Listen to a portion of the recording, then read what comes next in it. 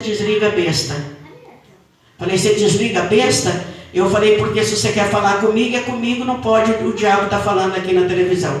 Aí ele desligou, eu falei, pode falar, mas falou um monte de defeito, eu não abri minha boca para dizer essa boca é minha. Eu sempre dizia para Jesus, passa um cadeado aqui, Senhor, não deixa eu afrontar. Não deixa, Senhor, eu falar uma palavra que veio entristecer o Senhor. E quando ele falava, eu simplesmente, quando o negócio era muito grande demais, eu fazia. Aí ele falava, você está rindo de mim? Eu falava, não, Deus me livre.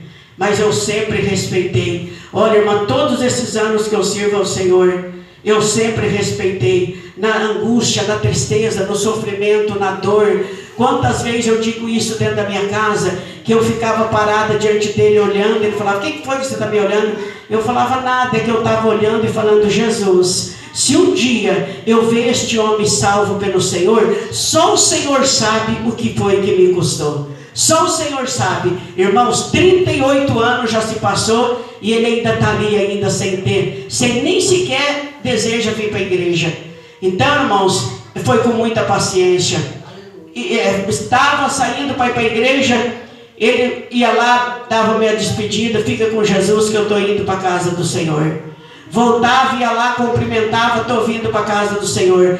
Passou 2 anos e meio, irmão, sem falar comigo, sem dirigir uma palavra para mim. E eu dirigia, estou indo para a casa de Jesus, eu estou aqui porque eu já cheguei da casa do Senhor. E todos os dias eu dizia para ele, quando ele saía, vai com Jesus. Porque quando você passa dessa porta, eu levanto minhas mãos e falo, Jesus, ele está indo ali. Ele, que o Senhor possa, Pai, guardar ele, livrar ele de todo mal. Quando ele me enchia de defeito e dizia para mim que eu era cheio de defeito, eu falava, então quer dizer que eu não valo nada? Não vale nada. Ele falava, não vale nada. Aí eu falava, mas você vale. Você é uma pessoa muito especial. Você é um homem muito maravilhoso. Você é o melhor homem do mundo que Jesus podia ter feito. Você sabe que eu agradeço a Jesus todo dia pela sua vida? Todos os dias eu falo, Jesus, vai te catar, ele falava. Mas eu falava, irmãos, sabe? E foi por isso que eu venci já 38 anos.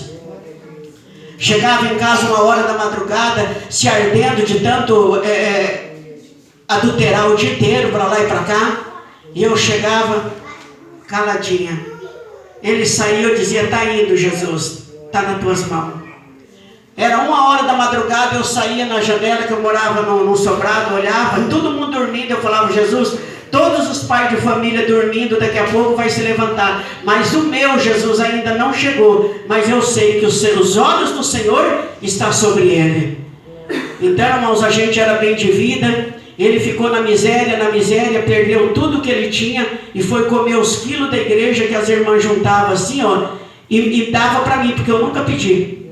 Mas elas sentiam de Deus de me dar. E elas me ajudavam, ele foi comer 1 quilo da igreja, porque Jesus fez ele perder tudo o que ele tinha e não ficar nada. Só faltou o saco para ele pedir esmola, porque a coragem Jesus dava. Então, irmãos, é isso que Deus faz. E ele nos corrige. E eu sabia, irmãos, no começo da minha prova, que Deus estava me corrigindo. Porque eu aceitei Jesus, não foi na Deus e Amor, foi na Igreja Congregação Cristã no Brasil. E por que eu fui para lá, irmãos? Porque eu queria ser crente moderna.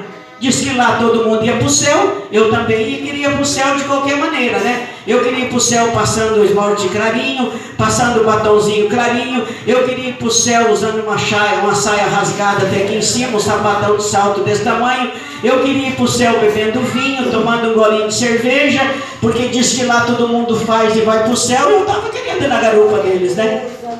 Mas aí, irmãos, entrou a correção do Senhor. Aí foi entrando e eu dizia, Jesus, faz de mim o que tu queres. Jesus, faz de mim o que tu queres. Se eu fosse, irmão, escrever um livro da minha história, eu escrevia 100 livros. De tanto, irmãos, a luta e provações que eu passei. Mas eu passei feliz, cantando o hino da vitória. Eu dobrava o meu joelho, eu sentia a presença do Senhor. Aquilo preenchia, irmãos, a minha vida. Aquilo me trazia alegria. Eu andava flutuando de alegria, aleluia, e se esquecendo do que eu estava vivendo dentro da minha casa. Eu passei muitos anos viúva de marido vivo, mas nunca deixei de levantar minha mão e agradecer o meu Jesus. Porque eu falava, Senhor, retira de mim tudo que não provém do Senhor. E quando eu vejo, irmãos, um crente que qualquer coisinha ele briga, qualquer coisinha ele grita, qualquer coisinha ele xinga, vira a cara para a irmã da igreja, é porque não viveu a experiência que eu vivi. Porque se vivesse a experiência que eu vivi, foi só 10 anos. Então, irmãos, 10 anos deu para mim aprender bem. Graças a Deus. E eu louvo o meu Senhor por tudo que Ele me ensinou. Eu louvo o meu Senhor pela paciência que Ele me deu. Porque hoje eu ajoelho na minha casa e agradeço, aleluia, ao Senhor. Glória a Jesus.